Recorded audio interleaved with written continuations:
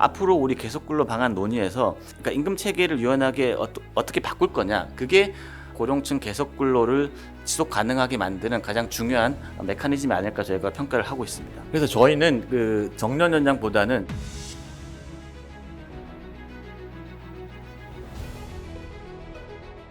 네, 안녕하십니까. 조사국 고용연구팀의 오삼일 팀장입니다.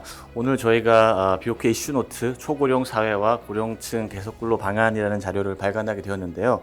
먼저 최근 들어 이제 저출산 고령화가 문제가 심화되면서 노동시장에서도 이제 정년 연장을 포함한 다양한 이제 고령층의 계속근로 방안에 대한 논의가 활발히 이루어지고 있습니다. 국회에서도 정년 관련된 여러 가지 법안들이 지금 발의되어 있는 상황이고요. 우리나라 같은 경우 지난해 말에 이미 초고령 사회에 진입을 했고 향후 20년간 더욱 빠르게 고령화 속도가 진행될 예정입니다. 그런데 이렇게 늘어나는 고령층의 대다수는 은퇴 이후에도 여전히 계속 일하기를 희망하고 있습니다. 그림을 보시면은 고령층의 70%가 은퇴 이후에도 계속 일하기를 원하고 있습니다. 반면에 저희가 청년층 노동시장 상황을 보면은 구직을 포기하고 쉬고 있는 청년들이 계속 증가하고 있습니다. 그렇기 때문에 저희가 이 고령층 계속 고용 문제를 다룰 때는 청년 일자리랑 어떻게 조화를 이룰 것인가의 관점에서 이 문제의 해법을 찾는 게 필요하고요. 이렇게 세대 간의 이견이 있을 뿐만 아니라 노사 간에도 이 문제에 대해서는 첨예하게 좀 대립하고 있는 상황입니다. 그렇기 때문에 저희가 생각하는 지속 가능한 혹은 이제 상생 가능한 고령층 계속근로 방안을 위해서는 이제 고령층의 계속근로 수요, 그리고 청년층 일자리와의 조화, 그리고 기업의 부담 완화를 종합적으로 고려할 필요가 있다고 생각이 됩니다. 그래서 이와 관련해서 저희 보고서에서는 크게 4가지의 핵심 질문들을 한번 던져보았습니다. 가장 먼저 초고령 사회에서 고령층 계속근로의 필요성은 어느 정도인지 먼저 한번 살펴보고, 그 다음에 지난 16년에 시행됐던 정년 연장에서 우리가 배운 것은 무엇인지 한번 살펴보겠습니다. 그리고 세 번째로 우리보다 먼저 초고령 사회에 진입한 일본은 이 문제를 어떻게 대응했는지를 살펴볼 예정입니다. 그리고 마지막으로 이러한 내용들을 종합했을 때 우리에게 맞는 바람직한 고령층 계속근로 방안은 무엇인지 한번 답변을 찾아보고자 했습니다. 지금 말씀드린 몇 가지 중요한 질문과 관련해서 본 보고서의 핵심 내용은 다음과 같이 말씀드릴 수가 있습니다.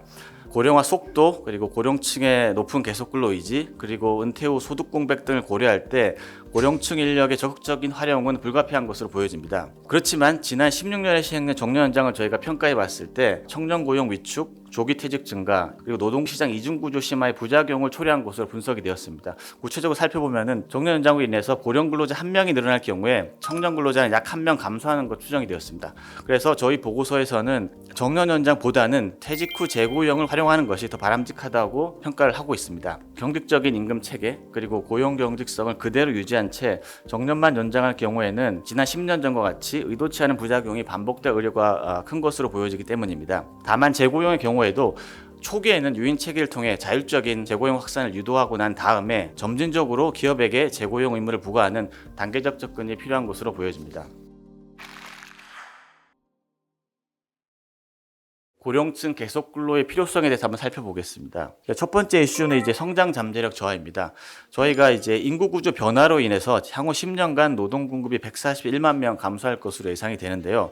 GDP로 환산할 경우에 향후 10년간 3.3%, 그러니까 연평균 0.3% 감소 요인으로 작용을 하게 됩니다. 이 수치는 향후 10년간 잠재 성장률 추정치가 1.6%라고 가정했을 때 잠재 성장률의 약 5분의 1을 갉아먹는 수준입니다. 그 다음에 이제 퇴직 후 소득 공백 문제입니다. 2013년부터 국민연금 수급 개시 연령이 상향 조정되면서 이제 2029년이 되면은 정년 퇴직하고 나서 국민연금 수급 연령까지 5년간의 시차가 발생하게 됩니다. 법적 정년 제도를 운영하고 있는 주요 선진국 같은 경우에는 연금 수급 개시 연령을 상향 조정하면서 정년도 같이 조정하고 있습니다. 우리나라 같은 경우에는 현 상황에서 은퇴 후 5년간의 소득 공백이 생기는 문제가 발생하게 됩니다. 현재 우리나라가 OECD 회원국 중에서 노인 빈곤율이 가장 높은 수준인데 이러한 문제가 지속될 경우에는 노인 빈곤 문제가 좀 더 심화되지 않을까 이렇게 우려가 되고 있습니다. 그 다음 문제는 이제 고령층 일자리 미스매치 문제입니다. 앞서 보여드린 것처럼 이제 고령층은 은퇴 이후에도 계속 일하고 싶은 의사가 상당히 높은데 실제 아직까지 고령층을 위한 노동시장은 활성화되지 않았습니다. 그러다 보니까 고령층들이 단순 노무직이나 자영업으로 불가피하게 내몰리는 현상이 많이 발생하고 있습니다. 여기 왼쪽 그림을 보시면은 원래 단순 노무직에 종사했던 고령층은 12%밖에 안 되는데 은퇴 이후에 단순 노무직에 종사하는 비중은 25%가 넘습니다. 그리고 오른쪽 그래프를 보시면은 그러니까 새로 자영업으로 신규 유입되는 사람들을 이제 분해해 봤을 때 60세 이상의 고령층에서 신규 자영업 진입하는 비중이 계속 크게 증가하고 있습니다. 그렇기 때문에 그러니까 계속 근로 의지가 높은 고령층들이 기존의 경력을 활용하면서 그러니까 생산성을 유지할 수 있는 기회 확대가 필요한 것으로 보여집니다. 그다음 마지막 이슈는 이제 낮은 만족도의 노인 일자리 사업입니다. 그러니까 지난 한 15년 이후부터 노인 일자리 수랑 노인 일자리 관련 예산이 아주 크게 증가했습니다. 8년 동안 2배 가까이 일자리 수와 예산이 늘었는데요. 아시다시피 이 노인 일자리 사업 경우에는 그 정책 목표 성격상 단기적인 소득 보존의 목적이기 때문에 저희가 얘기하고자 하는 어떤 지속 가능한 고령층 계속 근로 일자리와는 좀 거리가 먼 것으로 저희가 평가가 되고 있습니다. 그러면 이제 어떤 방식으로 고령층 계속근로 환경을 만들 것이냐의 문제인데, 이와 관련해서는 저희가 주목할 만한 하나의 중요한 사례를 저희가 가지고 있습니다. 저희가 이제 2016년에 실제로 정년 연장을 시행했었는데 실제 법 개정은 2013년도에 이루어졌습니다. 그래서 법정 정년의 하한을 60세로 설정하는 법이 개정되었고, 저희가 평가해 보면은 평균적으로 약 한 2.8년 정도의 정년 연장 효과가 발생한 것으로 추산이 되고 있습니다. 그리고 좀 더 디테일한 분석에 들어가기 전에 2016년 정년 연장 전후에 그러면 노동시장에서 어떤 변화들이 있었고, 그리고 인구 지표에서 어떤 변화가 있었는지를 좀 더 이제 거시적으로 한번 살펴보면은, 첫 번째 그림에서 고령층 같은 경우에는 그러니까 정년 이전에 조기 퇴직이 크게 증가하는 모습을 보이고 있습니다. 그리고 이제 가운데 그림을 보시면은 청년층의 경우 이제 상용직 취업 확률이 상당히 떨어지는 것을 확인할 수 있습니다. 그리고 청년층 고용 상황이 악화되면서 출산율과 혼인율도 역대 최저 수준으로 떨어지는 것을 확인할 수 있습니다. 그러니까 물론 이게 청년층 고용 상황 악화가 출산율의 간의 관계가 어떤 직접적인 인과관계가 있다고 해석하기는 어렵겠지만은 이런 고용 불안정성이 청년층의 삶에 어떤 광범위하게 영향을 줄 수 있다는 것을 보여주는 지표라고 생각이 됩니다. 그러면은 정년 연장을 하고 난 이후에 실제로 고령층 고용은 증가하였는가? 이 질문에 대해서는 저희가 추정해 봤을 때 고령층 고용은 유의미하게 증가한 것으로 추정이 되었습니다. 그러니까 임금 근로자 같은 경우 고용률이 1.8%포인트, 그러니까 상용 근로자 같은 경우에는 2.3%포인트 증가한 것으로 추정이 되었습니다. 그러니까 상용 근로자가 조금 더 높게 나타난 것은 기본적으로 정년 연장이라는 것이 상용 근로자에 해당되기 때문인 것으로 저희가 이해가 됩니다. 근데 저희가 좀 더 중요하게 생각하는 것은 분명히 정년 연장 이후에 고령층 고용이 증가했는데 그 효과가 시간이 지나면서 감소하는 것으로 추정이 되었습니다. 제도 도입 이후 4년과 그 이후 4년을 비교해 봤을 때 임금 근로자도 그렇고 상용 근로자도 그렇고 고용률 증가 효과가 유의미하게 축소되었습니다. 시간이 지나면서 기업들이 정년 연장에 따른 인건비 부담을 완화하기 위해서 어떻게 해서든 고령 근로자들을 축소하는 인사 노무 정책을 시행했을 가능성이 큰 것으로 제가 평가하고 있습니다. 저희가 발견한 가장 중요한 팩트는 노동조합 비중이 높을수록, 그다음에 300인 이상일수록 고령층 고용이 증가한 것으로 나타났습니다. 그러니까 결국 이제 유노조 대기업 일자리인데, 이 일자리는 원래 고용 보호가 강하고 노동시장에서의 보상이 상대적으로 좋은 일자리인데, 이 일자리에서 정년 연장 혜택이 집중된 것으로 보여집니다. 이를 통해서 기존의 노동시장 이중 구조가 심화된 것으로 저희가 좀 평가를 하고 있습니다. 그 다음 퀘스천은 그러면은 청년층 고용에 어떤 영향을 미쳤냐입니다. 저희가 청년층 고용에 미친 영향을 추정해 봤을 때 통계적으로 유의미하게 감소하는 것으로 나타났습니다. 임금 근로자 같은 경우에는 고용률이 6.9%, 그리고 상용 근로자 같은 경우에는 3.3% 감소하는 것으로 추정이 되었습니다. 앞서 말씀드린 것과 비슷한데 결국 기업이 늘어난 인건비 부담을 가장 용이하게 조정할 수 있는 분야가 어디냐 하면은 새롭게 채용하는 분야입니다. 그러니까 신규 채용을 조정하는 것을 통해서 기업이 전체 인건비 상승의 부담을 완화하려고 노력한 것으로 저희가 이해가 되고 있습니다. 그래서 앞에 제가 추정한 고령 근로자 증가 효과랑 청년 근로자 감소 효과를 이제 환산해서 보면은 결국 정년 연장으로 인해서 고령 근로자 1명이 늘어나는 경우에 청년 근로자는 약 1명 감소하는 것으로 추정이 되고 있습니다. 그 다음에 그럼 청년 일자리가 줄었는데 그럼 어떤 일자리에서 많이 줄었냐를 저희가 한번 봤을 때 앞에랑 상당히 비슷합니다. 결국 이제 노동조합 비중이 높을수록, 그다음에 300인 이상일수록 청년층 고용이 많이 감소했습니다. 이 유노조 대기업 일자리는 청년들이 상대적으로 더 선호하는 일자리인데 결국 청년 고용 측면에서 보면은 양쪽으로 고용률이 줄었을 뿐만 아니라 질적으로도 청년층이 선호하는 일자리에서 더 감소한 것으로 평가를 할 수가 있습니다. 기본적으로 정년 연장은 이제 노동 공급 증가 효과이기 때문에 임금 하락 요인으로 작용하는데 저희 추정에서도 정년 연장 이후에 임금 하락한 것으로 나타났습니다. 그러면 저희가 더 중요한 질문은 어디서 감소했냐는 건데 고령층은 전혀 변화가 통계적으로 유의한 변화가 없었고 결국 청년층하고 중년층 임금이 유의하게 하락해서 청년층은 아까 말씀드린 것 같이 고용의 양적 질적으로 부정적 영향을 받았고 임금 측면에서도 손해를 본 것으로 평가가 되고 있습니다. 이런 결과들을 종합해서 볼 때 결국 연공형 임금 체계랑 고용 경직성을 그대로 두고 정년만 법적으로 연장했을 경우에는 의도치 않은 부작용이 크게 나타날 수 있다는 것을 시사하고 있습니다.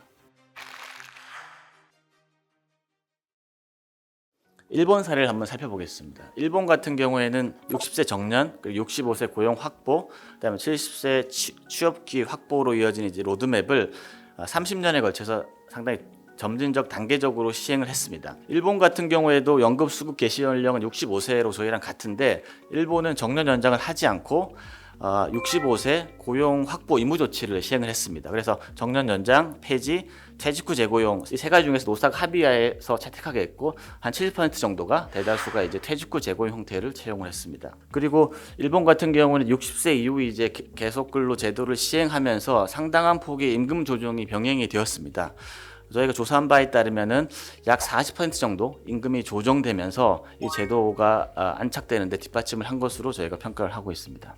그래서 지난 10년 전에 있었던 정년 연장의 경험 그리고 일본의 사례를 저희가 종합적으로 봤을 때 임금 체계를 개편하지 않고 무조건적인 정년 연장을 하는 것은 바람직하지 않다고 저희는 좀 보고 있습니다. 그래서 현재와 같이 연공형 임금 체계 고용 경직성 그리고 60세 정년이 맞물려 있는 상황에서는 정년 연장만으로 기대한 정책 효과를 얻기 어려운 것으로 평가되고 잘못했을 경우 청년 고용 위축, 조기 퇴직 증가, 노동시장 이중 구조 심화 등의 부작용이 반복될 우려가 있다고 평가를 하고 있습니다. 그래서 저희는 그 정년 연장보다는 퇴직 후 재고용 제도를 활성화하는 것이 보다 바람직하다고 평가를 하고 있습니다. 퇴직 후 재고용 제도라고 하는 것은 정년에 도달한 근로자와 이전의 근로관계를 종료하고 새로운 근로계약을 체결해서 다시 고용하는 제도입니다. 아무래도 새로운 계약을 하는 이 제도의 특성상 임금 체계를 개편하고 근로조건을 유연하게 조정하면서 계속 근로를 장려할 수 있는 장점이 있습니다. 이미 부분적으로 이제 우리나라에도 이제 제도화되어 있고 현재도 이를 도입하는 기업이 최근 들어 좀 늘고 있습니다. 작년 기준으로 38%의 기업이 정년 이후 퇴직 후 재고용 제도를 활용하고 있는데요. 그럼 실제로 어떠한 기업들이 이 퇴직 후 재고용 제도를 활용하고 있는지를 좀 분석해 보면은 임금 연공성이 낮고 직무급, 직능급을 운영하는 사업체일수록 재고용을 적극 활용하는 것으로 분석이 되고 있습니다. 이 얘기는 임금 체계만 유연하다고 하면은 기업들이 숙련된 근로자들을 계속 고용하려는 요인이 충분히 크다는 것을 의미합니다. 앞으로 우리 계속 근로 방안 논의에서 임금 체계를 유연하게 어떻게 바꿀 거냐, 그게 고령층 계속 근로를 지속 가능하게 만드는 가장 중요한 메커니즘이 아닐까 저희가 평가를 하고 있습니다.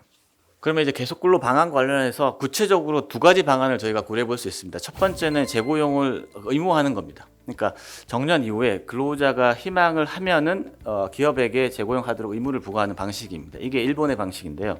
그래서 현행 이제 고령자 고용법에 있는 재고용 노력 의무를 실시 의무로 변경하는 방식입니다. 다만 이 과정에서도 노사 합의에 의해서 합리적인 기준에 따라서 예외를 둠으로써 최소한의 고용 유연성은 확보할 필요가 있다고 보여집니다. 그리고 두 번째는 법으로 강제하지 않고 이제 자발적 재고용 확대를 위한 유인 체계를 구축하는 겁니다. 현재도 이제 고령자 계속 고용 장려금이라는 제도가 있어서 재고용된 고령 근로자에게 분기당 90만 원을 지원하고 있습니다. 이 제도를 좀 더 내실화할 필요가 있고 현재는 일률적으로 재고용을 하는 경우, 그러니까 선별하지 않고 모든 근로자들을 다 재고용하는 경우에만 지원금이 지급되고 있는데 이러한 기준을 조금 더 완화해서 노동시장에서 고령층의 재고용을 좀 활성화를 유도할 필요가 있는 것으로 보여집니다. 그래서 저희가 생각하는 가장 합리적인 방안은 초기에는 의무하지 않고 인센티브, 유인 체계를 만들어서 재고용 활성화를 유도한 다음에 점진적으로 기업에 재고용 의무를 부과하는 것이 옳다고 보여집니다. 저희가 왜 이렇게 제안을 하냐고 하면은 단기간 내 바로 기업에게 재고용을 의무화할 경우에 기본적으로 근로자의 교섭력이 상당히 강화가 됩니다. 그럼 그 상황에서는 현행 임금 체계의 경직성을 해소하기가 어려운 것으로 제가 좀 평가를 하고 있고, 임금 체계 경직성이 해소되지 않은 상태로 고령층 계속 근로가 이어진다 그러면은 과거 정년 연장과 비슷한 예상치 못한 부작용이 반복될 축소될 우려가 있다고 저희가 평가를 하고 있습니다. 그리고 일본하고 경우랑 비교하더라도 일본이 65세까지 계속 고용을 의무화한 시기에 비하면은 고령화 수준이 아직은 다소 낮기 때문에 어느 정도 시간적 여유가 있는 것으로 저희가 판단을 하고 있습니다. 그래서 초기에는 유인 체계를 통해 자율적으로 재고용 확산을 유도한 다음에 점진적으로 기업에게 재고용 의무를 부과하는 단계적 조건이 필요한 것으로 판단됩니다. 그러니까 이렇게 해서 저희가 말씀드린 이런 재고용 제도가 성공적으로 정착이 된다고 하면은 기본적으로 고령 근로자들이 이제 생애 주된 일자리에서 계속 일하면서 생산성을 유지할 수 있는 기회가 확대되는 것으로 제가 평가를 하고 있고요. 그리고 앞서 말씀드린 노동공급 감소에 따른 성장 둔화를 좀 완화할 수 있고, 그리고 노후 소득 안정성에도 좀 기여할 것으로 저희가 보여집니다. 먼저 이제 경제 성장 둔화를 완화시키는 측면을 보면은 저희가 재고용이 50% 혹은 70% 정도 된다고 가정을 했을 때 향후 10년간 GDP를 0.9에서 1.4, 그러니까 연 0.1% 수준 증가시키는 효과가 발생하게 되고, 이 효과는 앞서 보여드린 노동공급 감소로 인한 경제 성장률 하락폭의 약 3분의 1을 회복하는 수준입니다. 그리고 저희가 일본처럼 재고용 과정에서 임금이 한 40% 정도 삭감된다고 가정을 해서 시뮬레이션을 해보면 소득 공백 기간 동안 노인 일자리에서 일하는 경우보다 월 소득이 179만 원, 그리고 65세 이후 연금 수령액도 월 14만 원 증가하는 것으로 추산이 되고 있습니다. 추가되는 근로소득과 연금소득을 60세 기준으로 현재 가치화할 경우에도 1.1억 원 증가하는 것으로 저희가 추산을 하였습니다. 마지막에 결론으로 한번 간단하게 말씀을 드리면은, 일단 성장 잠재력 저하, 그리고 고령층의 높은 계속근로 유지, 은퇴 후 소득 공백 등을 고려할 때 고령층이 더 오래 생산적으로 일할 수 있는 노동시장을 만드는 것이 우리에게 있어서 시급한 과제로 평가가 됩니다. 그래서 결과적으로는 정년 연장보다 퇴직 후 재고용이 바람직한 계속근로 방안이라고 저희는 평가를 하고 있습니다. 재고용 제도가 성공적으로 정착될 경우에는 고령 근로자가 생산성을 유지하면서 더 오래 일할 수 있는 기회가 확대되고, 또한 성장 둔화를 완화하고 개인의 소득 안정성 확보에도 기여할 것으로 보여집니다.